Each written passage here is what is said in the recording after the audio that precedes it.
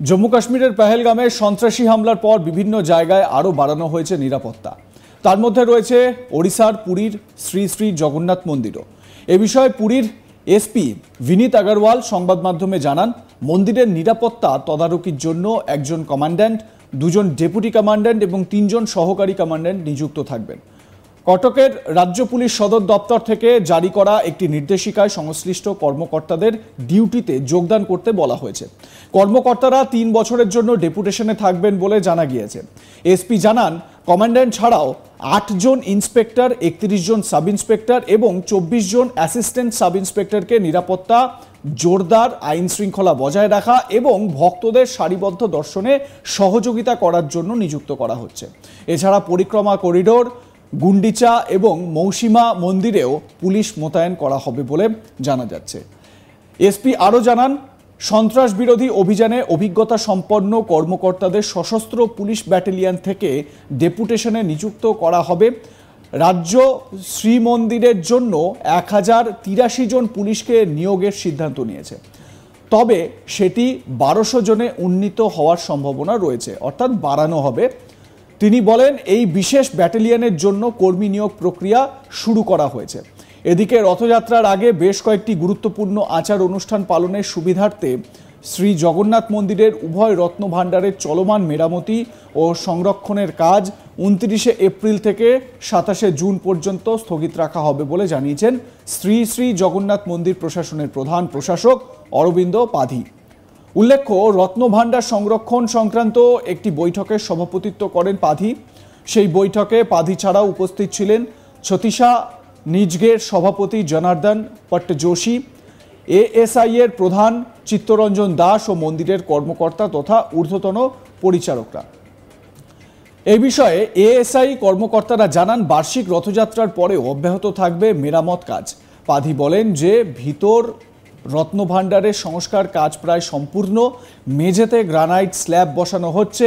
তিনি আরও বলেন, পুরনো ক্ষয়প্রাপ্ত লোহার ক্যাম্পগুলিকে প্রতিস্থাপন করা হয়েছে।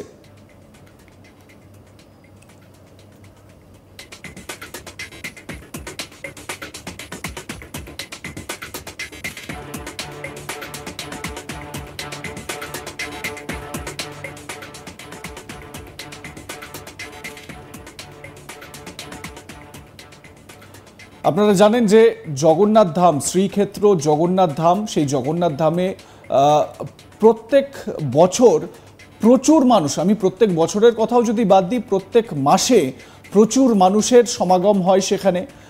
দূর দূরান্ত থেকে ভক্তরা, দেশের বিভিন্ন প্রান্ত থেকে ভক্তরা সেখানে উপস্থিত হন জগন্নাথ দেবের দর্শন করার জন্য। শুধুমাত্র দেশের ভক্তরা নয়, বিদেশ থেকেও ভক্তরা আসেন। তারা এসে এখানে জড়ো হন এবং তারা দর্শন করেন।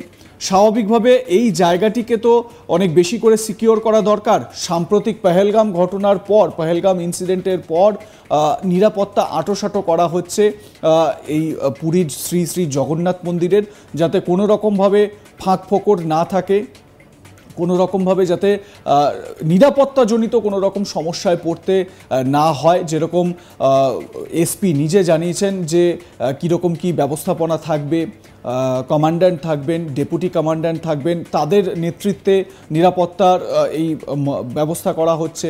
1200 মতন পুলিশ কর্মী থাকবেন, এমনটাও উল্লেখ করা হয়েছে এই পুরো নিরাপত্তার ক্ষেত্রে। স্বাভাবিকভাবে পুরীর এই জগন্নাথ মন্দিরকে জিহাদিরা যে টার্গেট করবে বা সনাতনী ভাবধারার যে এই যে সৃষ্টি, এই অপরূপ সৃষ্টি ভাস্কর্য, একে ধ্বংস করার জন্য যে জিহাদিরা তারা যে তৎপর হবে, সে কথা আর বলার অপেক্ষা রাখে না। তাই এই পুরীর মন্দিরকে আরও বিশেষ করে নিরাপত্তা বলয়ে মুড়ে ফেলা হচ্ছে, বিশেষ নিরাপত্তা দেওয়া হচ্ছে পুরীর মন্দিরকে কেন্দ্র করে। এবং একই রকমভাবে দেশের বিভিন্ন জায়গায় হয়তো এই মন্দির কর্তৃপক্ষ বা কমিটিগুলোর তরফ থেকে, রাজ্য সরকারগুলোর তরফ থেকে এই বিভিন্ন যে দ্রষ্টব্য স্থানগুলো রয়েছে, বিভিন্ন মন্দিরগুলো রয়েছে, সেখানে এই রকম একই রকমভাবে কিন্তু আরও এরকম নিরাপত্তা আঁটোসাঁটো করা বা নিরাপত্তা মোতায়েন করার কথা বলা হচ্ছে। পুরীর জগন্নাথ মন্দিরে দর্শন করার জন্য আপনাদের কিছুক্ষণ আগেই যে ছবিটা দেখালাম, যেখানে মূল যে গেট বা সিংহদুয়ারের সামনে যে জগন্নাথ দেবের যে মূর্তিটি রয়েছে তারও কিন্তু পূজার্চনা করা হয়, এবং সেই সময় রাস্তায় বাইরে থেকে অগণিত মানুষ ভিড় করেন তার দর্শন পাওয়ার জন্য। স্বাভাবিক, নিরাপত্তা আরও জোরদার করা দরকার। আপনাদের মতামত কি? লাইক, কমেন্ট, শেয়ার করে জানান। দেখতে থাকুন আজ তাক বাংলা। সাবস্ক্রাইব করুন আমাদের ইউটিউব চ্যানেলটি, বেল আইকন প্রেস করুন নোটিফিকেশন পেতে।